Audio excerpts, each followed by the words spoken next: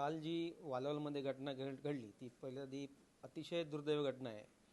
कारण त्या ठिकाणी माती उत्खनन चालू होतं, त्याबाबतची तक्रार मला मोडक यांनी दिली. त्यानंतर मी त्या ठिकाणी पोहोचल्यानंतर असं कळलं की खारलांचे मेंगाने म्हणून ठेकेदार आहेत, त्यांनी अतिक्रमण करून तिथे उत्खनन करून बंदरासाठी घेऊन गेले.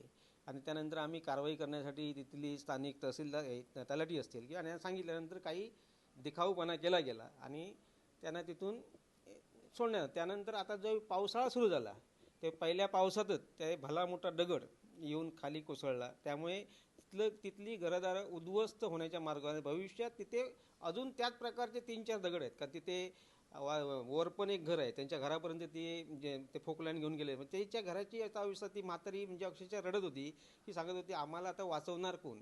त्यामुळे मी तहसीलदारांना 29/4/26 स्वतः पत्र दिलं की तुम्ही माझ्या मतदारसंघात आपत्कालीन विभागाची बैठक लावा आणि जेणेकरून मला माहिती आहे लोकांच्या तक्रारी माझ्याकडे येत होत्या. त्या अनुषंगाने मी त्यांना सरंबळ असेल, आमचं नेरूर असेल, वालवल असेल, चेन्नईहून असेल, कवठी असेल, मी तुम्हाला तिथे वस्तू नेऊन दाखवतो. त्यासाठी आपण तिथे काहीतरी योजना आपत्तीसाठी केली पाहिजे.